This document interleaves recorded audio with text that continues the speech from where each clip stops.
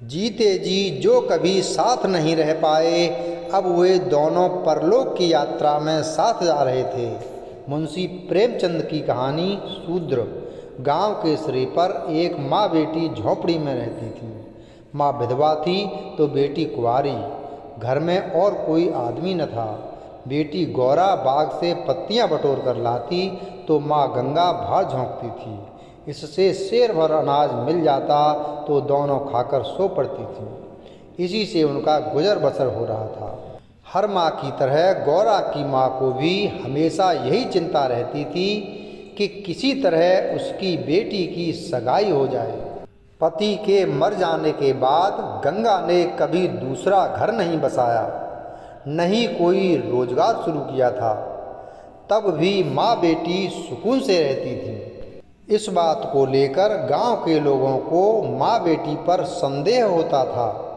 सबके मन में यही सवाल आता था कि दोनों स्त्रियां कोई धंधा नहीं करती, कोई मर्द भी नहीं हैं, तो फिर ये इतने आराम से कैसे रहती हैं। कभी इन्हें किसी के सामने हाथ फैलाते भी नहीं देखा।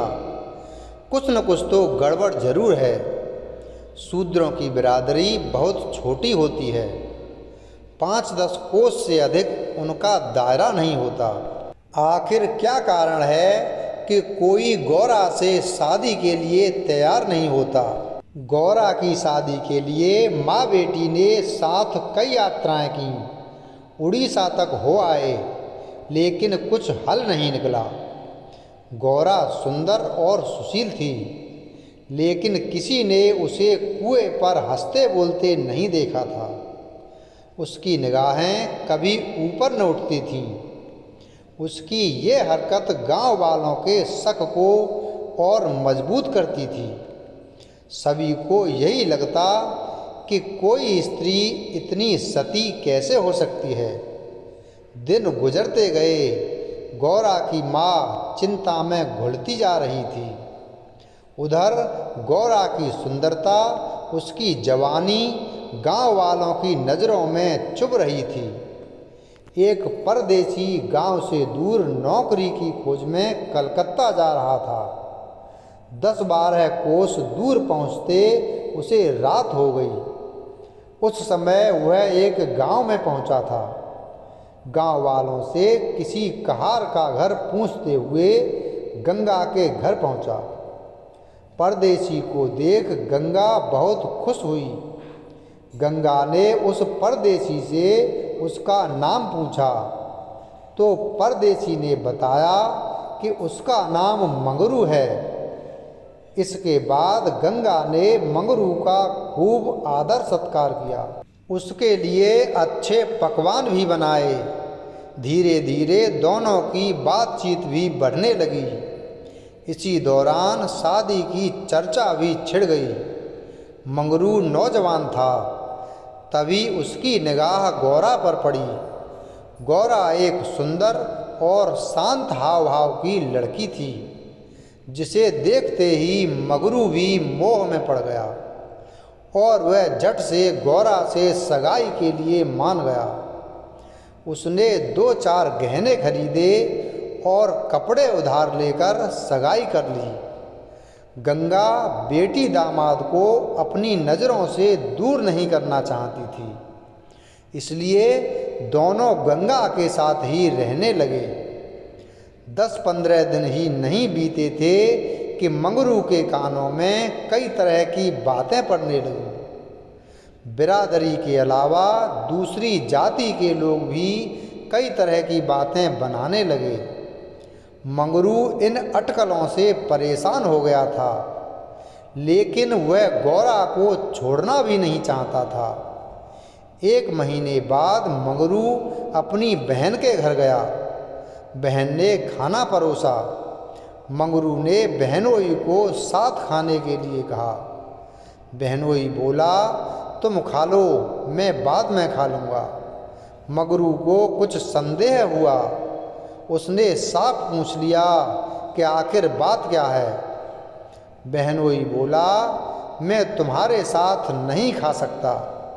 तुमने बिरादरी से अलग बाहर शादी की है, किसी से न कुछ पूछा न कुछ बताया। जब तक पंचायत नहीं होगी मैं तुम्हारे साथ उठ बैठ नहीं सकता।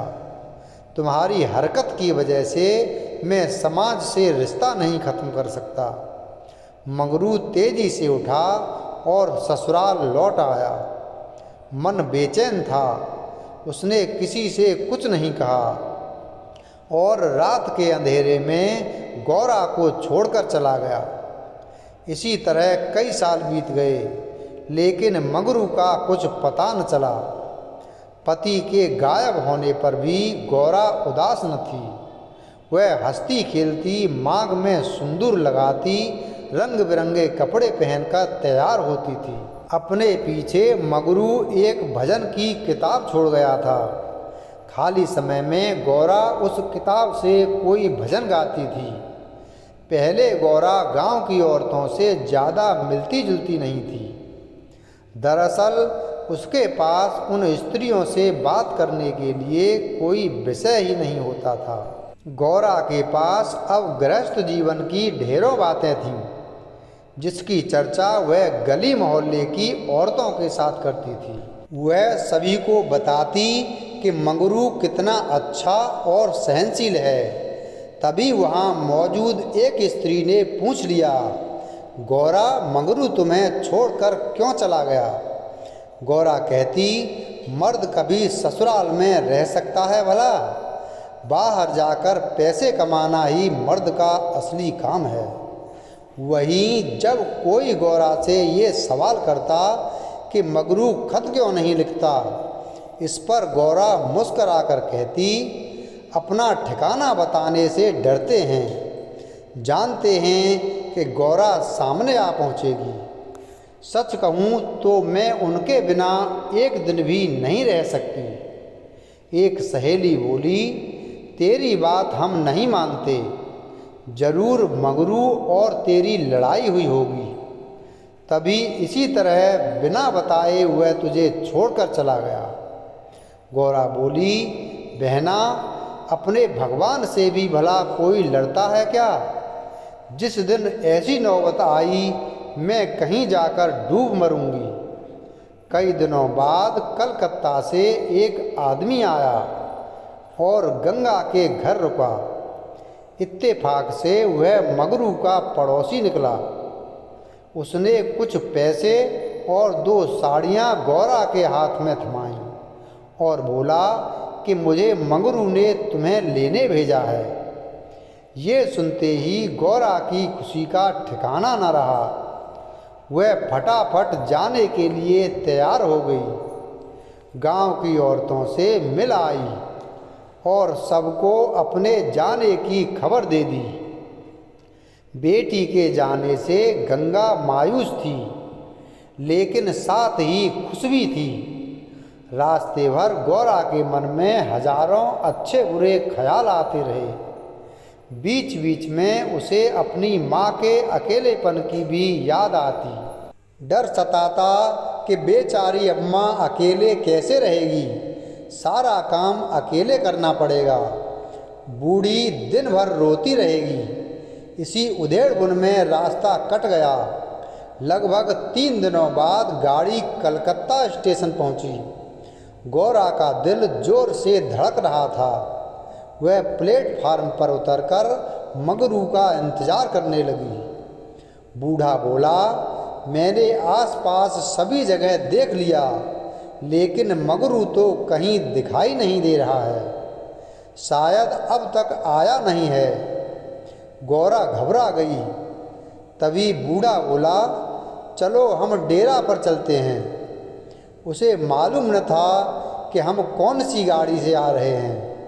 ऐसे में भला उसकी राह देखने से कोई फायदा नहीं। गौरा बात मान गई और दोनों तांगे पर सवार होकर चल दिए। यह पहली बार था जब गौरा गांव से बाहर निकली थी। उसकी आंखें इधर उधर चीज़ों को निहारने में लगी हुई थीं। अचानक तांगा एक सुंदर और विशाल भवन के सामने रुका। गौरा उतरी और तेजी से सीढ़ियों के सहारे ऊपर चढ़ने लगी। मंगरू से मिलने की थोड़ी भी देरी उसको बर्दाश्त नहीं हो रही थी। तभी बूढ़े ने पहली मंजिल के एक कमरे की ओर इशारा करते हुए कहा, यह मंगरू का कमरा है, जाओ, वह अंदर ही पड़ा होगा। गौरा अंदर गई, लेकिन कमरे में कोई न था।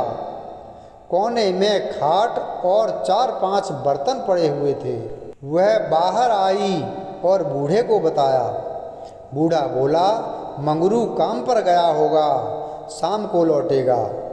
यहाँ वह किराए पर रहता है। कमरे में मंगरू को न पाकर गौरा थोड़ी मायूस हो गई, लेकिन शाम को मिलने की सोचकर मुस्काई और साफ सफाई में लग गई। उसने कमरे में झाड़ू लगाया, बर्तन धोए और नहा धोकर शाम का इंतजार करने लगी। राह देखते देखते देर शाम हो गई, लेकिन मंगरू का अब तक कोई पता न था।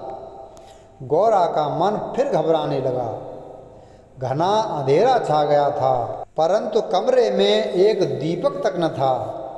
जब भी किसी की आहट होती तो गौरा को लगता मंगरू आया होगा, लेकिन दरवाजे पर कोई दस्तक न होती थी। कुछ देर बाद दस्तक हुई। गौरा दौड़ी और दरवाज़ा खोला। सामने बूढ़ा खड़ा था। गौरा बोली, वो अब तक आए क्यों नहीं आया?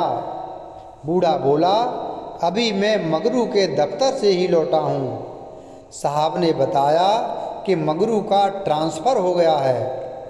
मंगरू ने साहब से कई मिन्नतें की, लेकिन किसी ने उसकी एक न सुनी और दूसरी जगह भेज दिया। मैं दफ्तर से उसका नया पता ले आया हूँ। कल सुबह तुम्हें जहाज़ पर बैठा दूँगा, फिर तुम अपने मंगरू के पास चली जाना। गौरा घबरा कर बोली, जहाज़ में? कितने दिन का सफ़र होगा? बूढ़े ने कहा, कम से कम 8 से 10 दिन तो ज़रूर लगेंगे। लेकिन घबराओ मत, तुम्हें कोई परेशानी नहीं होगी। तय बात के मुताबिक अगले दिन गौरा बूढ़े के साथ मंगरू के पास जाने के लिए निकली। बूढ़े ने उसे जहाज़ पर बैठाया और विदा किया। जहाज़ जैसे जैसे किनारे से अलग हो रहा था, वैसे वैसे गौरा को लग रहा था कि अब उसकी अम्मा, गांव सब पीछे छूट रहा है। चारों ओर पानी पानी देख गौरा का मन अजीब हो रहा था। अनजान जगह में मंगरू को कहाँ खोजेगी, यह सोच सोच कर उसका दिल बैठा जा रहा था। जहाज़ पर कई स्त्रियां और पुरुष सवार थे। गौरा उन्हें देख और उनकी बातें सुन रही थी। तभी उसकी नज़र एक कोने में अकेली बैठी स्त्री पर पड़ी। गौरा ने हिम्मत कर उससे पूछा, कहाँ जा रही हो बहन? ये सुनते ही स्त्री की आंखें डबडबा गईं। बोली, मुझे नहीं मालूम कि मैं कहाँ जा रही हूँ, बस जहाँ भाग्य ले जाए वहाँ चली जा रही हूँ। तुम कहाँ जा रही हो? गौरा बोली, मैं तो अपने मालिक के पास। स्त्री झट से बोली, बहन, कोई तुम्हें बहला फुसला कर लाया है, तुम किसके साथ यहाँ आई? गौरा ने कहा, मुझे एक बूढ़ा आदमी यहाँ बैठा गया। मैं तो अपने पति से मिलने कलकत्ता आई थी। स्त्री बोली, किनारे पर जो लंबा दुबला पतला सा बूढ़ा था, जिसकी एक आंख फूटी हुई थी, वही? गौरा, हाँ बहन, वही। स्त्री बोली, बहन, उसी दुष्ट ने मेरा जीवन बर्बाद किया है। भगवान करे उसकी 7 पुश्तों को नरक नसीब हो। उस कपटी के कारण मैं किसी को मुँह दिखाने लायक नहीं रही।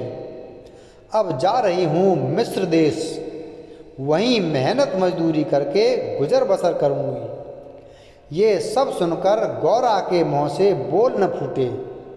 वह सोचने लगी कि अब क्या करूँगी। उसे अपनी माँ, अपने गांव, सहेलियों की याद आने लगी। कुछ क्षण बाद हिम्मत करके बोली, अब क्या करें बहन? स्त्री बोली, अब यह तो वहाँ पहुँचने के बाद ही मालूम चलेगा। यह कहते कहते वह जोर जोर से रोने लगी और अपना दुख बताने लगी। गौरा ने हिम्मत दी तो स्त्री ने बताया कि शादी के तीसरे साल में उसके पति की मौत हो गई। पति के ख्यालों के साथ वह किसी तरह जी रही थी कि एक रोज यह पापी बूढ़ा वेश बदलकर भिक्षा मांगने आया।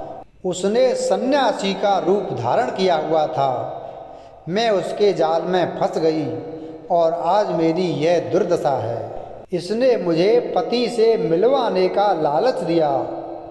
मैं बेवकूफ़ पति से मिलने की चाह में इस बहरूपिया की बात में फंस गई और इसके साथ चल दी। आगे की कहानी मुझे नहीं मालूम। अगले दिन जब मुझे होश आया तो मैं घर भी नहीं लौट सकती थी। अब बूढ़ा मुझे यहाँ ले आया और जहाज पर छोड़ गया है। स्त्री की बातें सुनकर गौरा को समझ नहीं आ रहा था कि वह क्या प्रतिक्रिया दे। वह बिल्कुल मौन हो गई थी। मगरू से मिलन का सपना एक झटके में टूट गया था। गौरा को इस हाल में देख स्त्री बोली, भगवान पर भरोसा रखो और साहस रखो बहन। हिम्मत पाकर गौरा बोली, मुझे अब तुम्हारा ही सहारा है। मैं और तुम दोनों एक साथ ही रहेंगे। स्त्री कुछ न बोली। दोनों एकटक नीले आकाश की ओर निहारने लगी। कई घंटों बाद जहाज किनारे पर पहुंचा। सभी यात्री उतरने लगे। तट पर मौजूद एक आदमी सभी यात्रियों के नाम लिख रहा था। अब गौरा के उतरने की बारी आई। जैसे ही उसने पांव नीचे रखा वह चौंक गई। उसके शरीर में करंट दौड़ गया। वह जड़ बन गई। न कुछ बोल पा रही थी और न ही पीछे से आवाज़ दे रहे यात्रियों की बात सुन रही थी। ऐसा लग रहा था मानो दुनिया रुक गई हो। गौरा के सामने वह दृश्य था जिसकी उसने उम्मीद छोड़ दी थी। तट पर खड़ा व्यक्ति जो यात्रियों के नाम लिख रहा था वह कोई और नहीं बल्कि मगरू था। गौरा एक क्षण सातवें आसमान पर थी। उसकी खुशी छिपाए नहीं छिप रही थी। मंगरू ने अपना हाथ आगे बढ़ाया। गौरा ने प्रतिक्रिया न दी। इतने में यात्रा के दौरान मिली स्त्री ने गौरा को कोहनी मारी। गौरा लड़खड़ा गई। मंगरू ने उसे थाम लिया। स्त्री, क्या हुआ? इस आदमी को पहचानती हो? गौरा बोली, बहुत अच्छी तरह से। ये ही तो वो हैं जिनसे मिलने के लिए मैं घर से निकली। स्त्री बोली, अच्छा तो ये तुम्हारे पति हैं। अब तो तुम मेरे साथ न जाओगी, मुझे भूल जाओगी। गौरा बोली, क्या ऐसा भी हो सकता है भला? तुमने मुझे सहारा दिया है। मंगरू इन दोनों से दूर अपने काम पर लगा हुआ था। वह यात्रियों से जानकारियां जुटाने में व्यस्त था। गौरा कोने में खड़ी मंगरू को निहार रही थी। कुछ देर बाद उसका काम खत्म हुआ और वह गौरा के पास आया। मंगरू बोला, तुम कौन हो? क्या नाम है तुम्हारा और कहाँ से आई हो? गौरा मंद मंद मुस्काई और बोली, गौरा नाम है हमारा, मदनपुर बनारस से आए हैं। मंगरू ने उसका हाथ थाम लिया और आंखों में आंसू लिए बोला, भला तुम यहाँ कैसे आई? गौरा ने उसके आंसू पोंछे और चौंक कर बोली, तुमने ही तो बुलावा भेजा था, सो मैं आ गई। मंगरू को समझ नहीं आया कि गौरा क्या कह रही है। उसने बोला, मैंने कब बुलावा भेजा? भला मैं तो पिछले 7 सालों से यहाँ कैद हूँ, चाह कर भी घर नहीं जा सका। गौरा घबरा कर बोली, तुमने बूढ़े को नहीं भेजा था मुझे लाने के लिए? मंगरू बोला, बिल्कुल नहीं। गौरा का मन छोटा हो गया। उसने इस जवाब की आशा न की थी। गौरा गुस्से में बोली, मैं कल ही यहाँ से चली जाऊँगी, मुझे तुम पर बोझ नहीं बनना।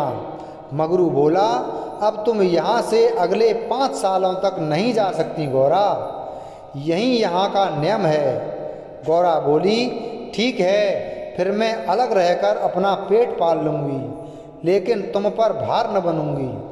मंगरू बोला, तुम मेरे लिए कभी बोझ नहीं हो सकती गौरा। तुम सती हो, देवी हो। जिस बूढ़े आदमी ने तुम्हें बहकाया उसी ने मुझे भी यहाँ भेजा है। आओ मेरे साथ, मेरे ठिकाने पर चलो, वहाँ आराम करने, फिर बातें होंगी। यह स्त्री कौन है तुम्हारे साथ? गौरा बोली, यह मेरी सहेली है, यात्रा के दौरान जहाज पर मिली। इसका यहाँ कोई न है, अतः यह मेरे साथ ही रहेगी। मंगरू मान गया। तीनों लोग पैदल चल दिए। तभी सामने से दो लंबे चौड़े शरीर के आदमी आते दिखाई दिए। मंगरू के पास आकर दोनों आदमियों ने बोला, आज से ये दोनों औरतें हमारी। मंगरू के क्रोध का ठिकाना न था। मंगरू चिल्लाकर बोला, ये दोनों मेरे घर की स्त्रियां हैं, इन पर आंख तक न डालना। दोनों आदमी ठहाके मारकर हंस पड़े। मंगरू का गुस्सा और बढ़ गया। तभी एक आदमी गौरा की ओर बढ़ा और उसका हाथ पकड़ने की कोशिश करने लगा। मंगरू चिल्लाया, छूना मत, वरना अच्छा नहीं होगा। दोनों आदमी सहम गए और बाद में देख लेने की धमकी देकर आगे निकल गए। मंगरू, गौरा और उसकी सखी आगे बढ़ गए। मंगरू बोला, इसलिए मैं कह रहा था कि ये जगह तुम जैसी औरतों के लिए अच्छी नहीं है। अचानक सामने से एक अंग्रेज आ पहुंचा। उसने मंगरू से कहा, जमादार, ये दोनों औरतें आज से मेरे कोठे पर रहेंगी। मंगरू ने हाथ जोड़ लिए। बोला, साहब, यह मेरे घर की औरतें हैं, इन्हें जाने दीजिए।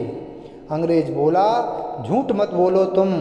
गौरा की ओर इशारा कर उसने कहा, इसको हमारी कोठी में भेज दो। मंगरू कांप गया और ना में सिर हिलाने लगा। लेकिन तब तक अंग्रेज आगे बढ़ चुका था। साहब की बात पर अमल करना जमादार का काम था। मंगरू समझ नहीं पा रहा था कि वह क्या करे। आखिरकार रास्ता खत्म हुआ। सामने मजदूरों के रहने के लिए मिट्टी के घर बने थे। बाहर दर्जनों की संख्या में स्त्री और पुरुष बैठे थे। सभी गौरा और सखी को गंदी नज़रों से घूर रहे थे। किसी तरह नज़र बचाकर मंगरू दोनों औरतों को घर ले गया और खुद दरवाजे पर बैठा रहा। दोनों स्त्रियां कमरे के भीतर अपने भाग्य को कोसती तो मंगरू दरवाजे पर बैठा रखवाली करता रहा। किसी तरह रात बीती। अगले रोज दिन किसी तरह कट गया। रात के तकरीबन 10 बजे दरवाजे पर दस्तक हुई। मंगरू निकला तो देखा सामने सिपाही खड़ा है। सिपाही बोला, चलो, तुम्हें साहब ने बुलाया है। मंगरू बोला, भाई, तुम हमारे देश के आदमी हो, मुझ पर मुसीबत आन पड़ी है, मदद करो। जाओ, साहब को कह दो कि मंगरू घर पर नहीं है। सिपाही बोला, ना बाबा, वह बहुत गुस्से में हैं, मैं ऐसा कुछ नहीं कह सकता, तुम साथ चलो। मंगरू के पास कोई चारा न था। वह सिपाही के साथ निकल गया। मंगरू को सामने देख साहब जोर से चिल्लाया, वह औरत कहाँ है? कल तुम उसे मेरे कोठे पर क्यों नहीं लाए? मंगरू ने हाथ जोड़ लिए और बोला, वह मेरी पत्नी है साहब। साहब बोला, वह दूसरी कौन थी फिर? मंगरू बोला, मालिक, वह मेरी बहन है। साहब गुस्से में बोला, हम कुछ नहीं जानते हैं, तुम उन दोनों में से किसी एक को लेकर आओ, जल्दी। मंगरू साहब के पैरों में गिर गया और रोने लगा, लेकिन साहब का दिल नहीं पसीजा। उसने आदेश दिया, जल्दी एक स्त्री को लेकर आओ, वरना तुम्हें कौड़े पड़ेंगे। मंगरू कौड़े खाने को तैयार हो गया। साहब नशे में था। उसने न आव सोचा न ताव, हंटर निकाला और कौड़े बरसाने शुरू किए। मंगरू की चीख निकल आई। साहब उसे लगातार कौड़े मारते रहे, लेकिन वह अपने घर की औरतों की इज्जत देने को तैयार न हुआ। उसने अपने प्राण त्यागना बेहतर समझा। इधर गौरा और सखी कमरे में बैठे मंगरू की बाट देख रही थी। उन्हें क्या पता कि मंगरू पर क्या बीत रही थी। अचानक किसी के चीखने रोने की आवाज़ सुनाई पड़ी। कान लगाकर सुना तो कलेजा मुँह को आ गया। यह मंगरू की आवाज़ थी। गौरा दौड़कर दरवाजे पर पहुंची। मंगरू की आवाज़ सुनकर उससे रहा न गया तो आवाज़ के पीछे दौड़ गई। फाटक खुला था। गौरा कोई है आवाज़ देने लगी, लेकिन जवाब न मिला। वह अंदर जा पहुंची। सामने मंगरू खुले बदन लहूलुहान खड़ा था और अंग्रेज उस पर चाबुक बरसा रहा था। गौरा से यह सहन नहीं हुआ।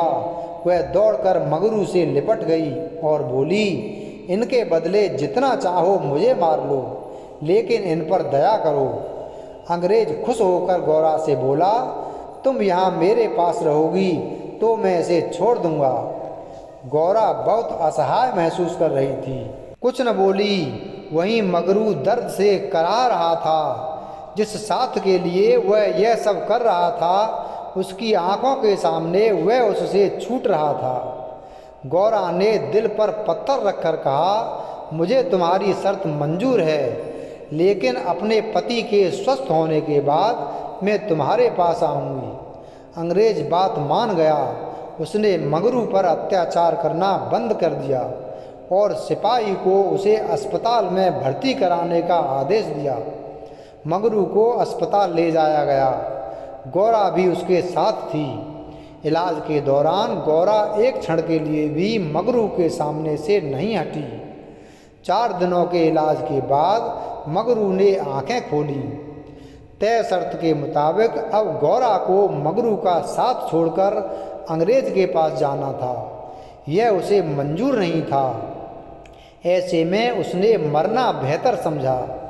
अस्पताल के बाहर नदी की धार बह रही थी। गौरा जाकर उसमें कूद पड़ी। आनन फानन में एक अस्पताल कर्मचारी दौड़ा, मंगरू के पास आया और गौरा के नदी में कूदने की सूचना दी। मंगरू की आंखों के सामने अंधेरा छा गया। उसे कुछ समझ नहीं आया। दौड़कर नदी के सामने पहुंचा और छलांग मार दी। जीते जी जो कभी साथ नहीं रह पाए, अब ये दोनों परलोक की यात्रा में साथ जा रहे थे। कहानी से सीख। शूद्र कहानी से हमें यह सीख मिलती है कि व्यक्ति को अपना मन साफ और सच्चा रखना चाहिए। किसी कार्य को करने के पीछे यदि आपकी नीयत नेक होती है तो नियति आपके साथ कभी बुरा नहीं करेगी। वीडियो अगर पसंद आया हो तो वीडियो को लाइक करें, चैनल को सब्सक्राइब करें और बेल आइकन प्रेस करें। धन्यवाद।